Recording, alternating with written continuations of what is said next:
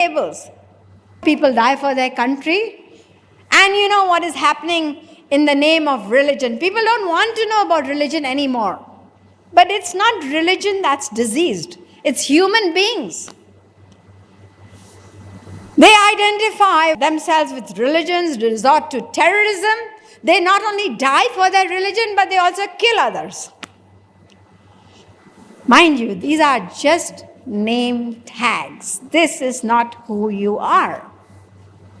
So you are like that madman in the lunatic asylum who doesn't know himself. And in order to know yourself, you don't even need to go into any book of scripture. You can go into the book of life and find out. There are a lot of things in life that can teach you. Now, in life, there is a state which is referred to as death. Now, whenever anybody dies, what do we say? You know, so-and-so, my neighbor, he departed from this world at 10 o'clock this morning. I'm sorry to tell you, I know we had a dinner appointment together. I cannot come because I have to pay my respects to him. What? You're just telling me that he departed from this world, right? And you're saying that you're going to pay your respects to him. So are you also going to leave this world? That is, die? Oh, no. I'm not going to die. In fact, I don't even know where he's gone. I'm going to pay my last respects to his body. Oh, I see. That means you are now differentiating between that which you are going to pay your respects to and that which left the body. That means there are two things, right? One, the body, and one, the person who left. Now, I want you to tell me about that which left. Can you tell me? Well, about that, I don't really know much, but I have heard that it is called a soul, Atma. Some people call it a spirit. That's what I have heard. You have heard. That means you don't even know yourself. If somebody were to ask you your name, and you say, well, I have heard my name is Ramesh Gupta, then what are people going to do? They're going to laugh at you and they're going to send you to the madhouse. He's saying, I have heard. He doesn't even know his own name.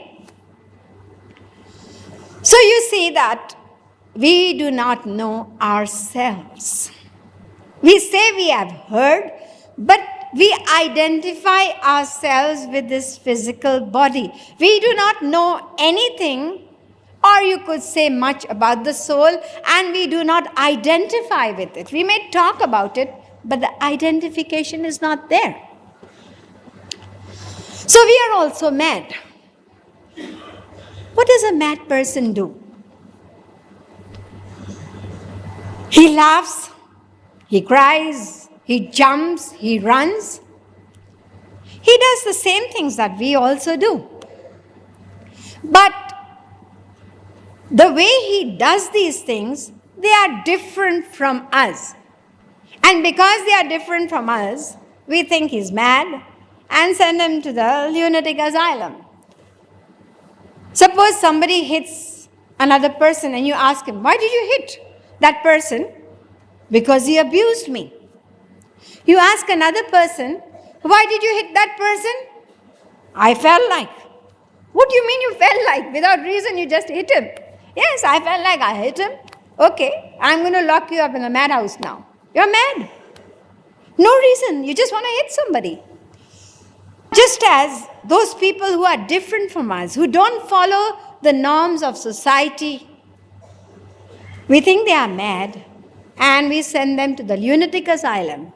In the same way, the saints also consider us mad because we are different from them.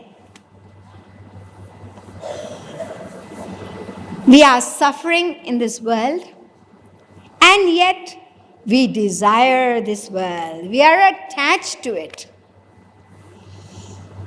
When we experience setbacks in this world, we become detached. And again we become attached. Again we become detached. Detached, attached. This keeps going on. Sometimes we are sensible, sometimes we are mad. It's like the story of Jawaharlal Nehru. He was one of our old prime ministers in India.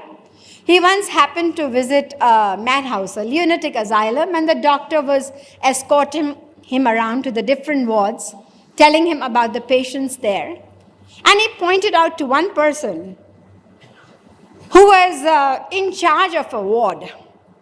He said, you know, this man, I've put him in charge of this particular ward. He's also mad, but he's less mad than the others, and he's capable of looking after them. Pandit Jawaharlal Nehru was curious to know what is less madness. So he started talking to this person and he said, tell me what your name is. He answered, just as we do. And what is your father's name? What is your mother's name? What is your education? Where do you live? Every question was answered perfectly. The Prime Minister couldn't understand why the doctor said he is less mad. He seems perfect to me. The doctor smiled. At that moment, this person asked the Prime Minister a question. Can I ask you a question? Of course you can. Can you tell me who you are? Don't you know? I'm the Prime Minister of India, Pandit Jawaharlal Nehru. This man started laughing loudly. And he said, doctor, you know that person in the bed who says he's Mahatma Gandhi? There's another bed empty next to him. Put this man over there. Doctor said, look, I was telling you, he's mad, and now you don't need any more proof. This is exactly the way we are, detached, attached. All the time we keep changing our decisions. Still, we go back and desire this material world. The saints really wonder how lucky these people are. They are blessed with a human form of life, which is the highest form, and they have the gift of knowledge. And what are they doing? Their entire life revolves around just one central goal. Money, money, money. Just keep on making more money, more money, more money. And after that, what happens? We leave empty-handed. I remember reading a book called Conversations with God. Probably some of you have read this book. And I remember a particular passage which is perfect for what I'm saying. One person approached God and said, I want to have an interview with you. Do you have time to answer my questions? God says, I've got all the time in the world. You're the person who's busy. Your line is engaged. Mine is free. Come on, ask me what you want to. He said, tell me, what surprises you most about mankind? And God replied, as children, they quickly get bored and rush to grow up. You watch children, we were children, and we would always want to imitate others. We want to wear what somebody, my elder sister, elder brother wears. Children, they want to go around in high heel shoes and imitate you. So they want to rush to grow up. They don't like being children. And once we are grown up, we long to be children again. They waste their health to gain wealth, and then they lose their wealth to gain health. And they live as though they are never going to die, and die as though they have never lived. This is the sum total of our lives. It is madness, and that's why the saints consider us mad, and we think they are mad. Just as the mad person, suppose the doctor tells a person, look, I have found out from your behavior that you are mad, so you'll have to be admitted. What, I'm mad? You must be mad. He calls the doctor mad. In the same way, we never admit that we are mad. We say, look, I'm not in a lunatic asylum. How can you call me mad? Who says you're not? We are all in a lunatic asylum. What is this world? This whole world is a lunatic asylum made by God for us. You can call it a prison house, you can call it a lunatic asylum. And those who do not know themselves, they remain in this madhouse for treatment. Just as we also, in the material world, those people whom we consider mad, we've got special hospitals or lunatic asylums for them.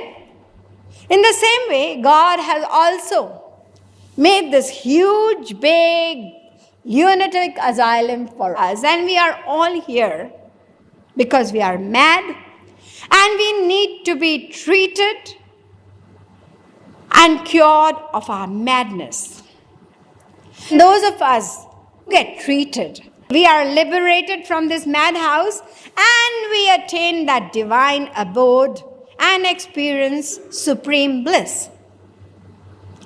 Just as we have medical doctors to treat insane people, in the same way God also sends spiritual doctors to treat us. They are called saints, godmen, or Mahatmas. Now they come to treat us and they tell us what medicine can rid us of our madness. But our madness is so acute. It's not a madness of just this life.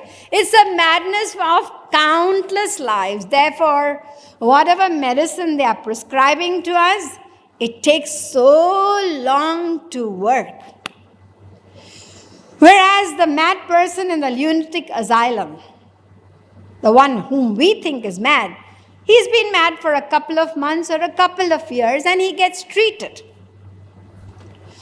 Now, those of us who are less mad, we listen to the saints, we accept what they say and surrender to them. Those who surrender are cured and are liberated from this lunatic asylum. But those whose madness is extreme, they are not willing to accept that they are mad and they try to get rid of these saints who have come to cure them.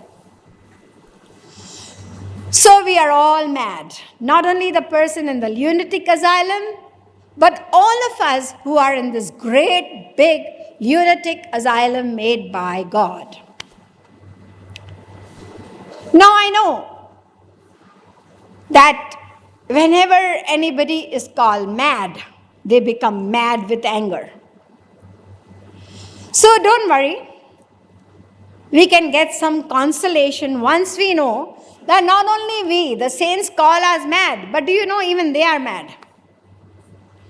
In fact, at least our madness is curable. Their madness is incurable. The great saint Ramakrishna Paramhans, who is the guru of Swami Vivekananda, a lot of people know Swami Vivekananda more, especially in the West. You know what he said? He said, "My friends, this whole world is a lunatic asylum. Some are mad after worldly love, some after name and fame, and some after money. In this lunatic asylum, I am also mad. I am mad after God. You are mad after money, and I am mad after God. You are mad and so am I, but my madness is after all the best." Their madness is a divine intoxication. Let me relate to you an episode in Sri Maharaji's life. This happened long, long ago. He happened to be giving lectures in a small little town named Raigad in Madhya Pradesh. In this little town, there was a very, very rich man. In fact, he literally owned half the town. Now, this rich man, his name was Karodimal. What a name, perfect name. He owned millions.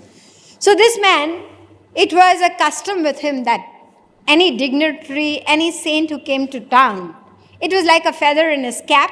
he would always invite them, make them sign on his register, and then he would show it around. Look, all pride, because a lot of rich men, they don't consider themselves less than God. The moment he came to know that Sri Maharaji is here to give lectures, he invited him to come to his house. Please come and bless my little house. Sri Maharaji said, I am your guest and you are my host. I will only accept your hospitality under one condition. I want you to attend every lecture that I'm going to give in this town, and then I'll definitely visit your house. This man agreed, but he never found the time, nor did he have an inclination. He was only busy making money. So he did not attend the lecture even one day, and when it happened to be the last day, he became desperate. How come this saint is going to leave town? He's not come to my house. It's going to be a shame for me. So he approached Sri Maharaji. I'm so sorry, please, I want you to still come to my house. I've not been able to attend. All the excuses. Sri Maharaji said, yes, I'll come to your house, don't worry. Today is the last day, I'm busy. What Sri Maharaji did was, he wrote a very meaningful poetry, a couplet. He sent it to his house and left that town immediately. The couplet was, नशा है तुझको दुनिया का और मुझे है दुनिया वाले का. मेरा माशूक साकी है, तू आशिक खाली प्याले का. प्यारी प्यारी प्यारी प्यारी मेरी बरसाने वाली प्यारी प्यारी प्यारी प्यारी मेरी